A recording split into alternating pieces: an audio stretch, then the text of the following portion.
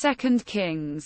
Chapter 5. Verse 1. Now Naaman was commander of the army of the king of Aram. He was a great man in the sight of his master and highly regarded, because through him the Lord had given victory to Aram. He was a valiant soldier, but he had leprosy. Verse 2. Now bands of raiders from Aram had gone out and had taken captive a young girl from Israel, and she served Naaman's wife. Verse 3. She said to her mistress, "If only my master would see the prophet who is in Samaria, he would cure him of his leprosy." Verse 4. Naaman went to his master and told him what the girl from Israel had said. Verse 5. By all means, go. The king of Aram replied, "I will send a letter to the king of Israel." So Naaman left, taking with him 10 talents of silver, 6,000 shekels of gold and 10 sets of clothing. By all means, go. The king of Aram replied, "I will send a letter to the king of Israel." So Naaman left, taking with him 10 talents of silver, 6,000 shekels of gold and 10 sets of clothing. Verse 6. The letter that he took to the king of Israel read, "With this letter I am sending my servant Naaman to you so that you may cure him of his leprosy." Verse 7. As soon as the king of Israel read the letter, he tore his robes and said, "Am I God? Can I kill and bring back to life? Why does this fellow send someone to me to be cured of his leprosy? See how he is trying to pick a quarrel with me."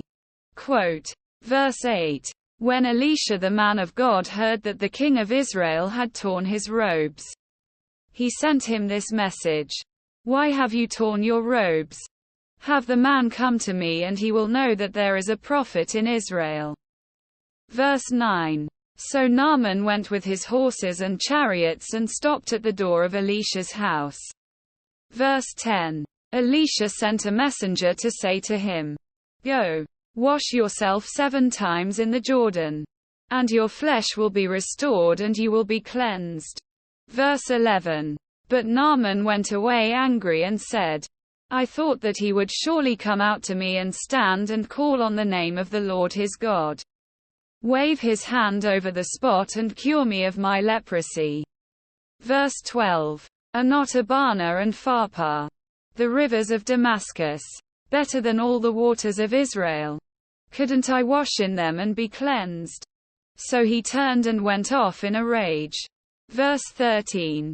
Naaman's servants went to him and said, "My father, if the prophet had told you to do some great thing, would you not have done it?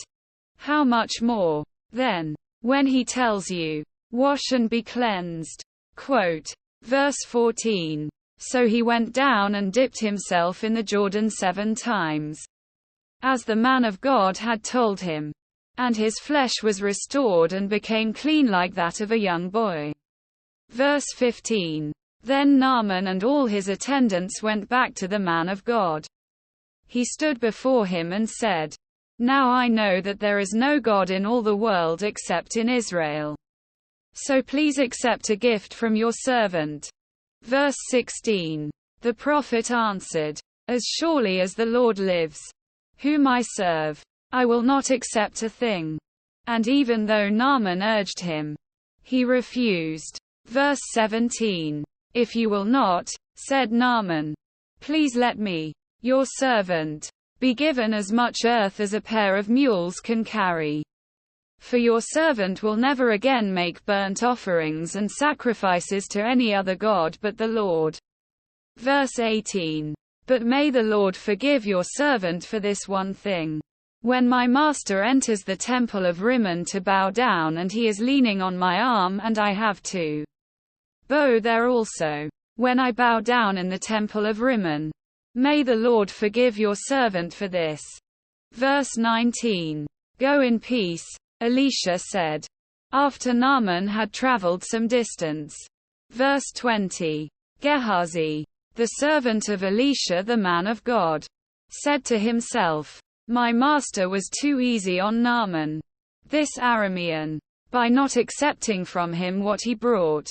As surely as the Lord lives, I will run after him and get something from him. Verse 21. So Gehazi hurried after Naaman. When Naaman saw him running toward him, he got down from the chariot to meet him. Is everything all right? He asked. Verse 22. Everything is all right, Gehazi answered. My master sent me to say, 2 young men from the company of the prophets have just come to me from the hill country of Ephraim. Please give them a talent of silver and 2 sets of clothing. Quote. Verse 23. By all means. Take 2 talents, said Naaman. He urged Gehazi to accept them, and then tied up the 2 talents of silver in 2 bags. With 2 sets of clothing, he gave them to 2 of his servants, and they carried him ahead of Gehazi. Verse 24. When Gehazi came to the hill, he took the things from the servants and put them away in the house. He sent the men away and they left. Verse 25. When he went in and stood before his master, Elisha asked him, Where have you been, Gehazi? Your servant didn't go anywhere. Gehazi answered. Verse 26. But Elisha said to him, Was not my spirit with you when the man got down from his chariot to meet you? Is this the time to take money or to accept clothes? Or olive groves and vineyards? Or flocks and herds? Or male and female slaves? Verse 27. Naaman's leprosy will cling to you and to your descendants forever. Then Gehazi went from Elisha's presence and his skin was leprous.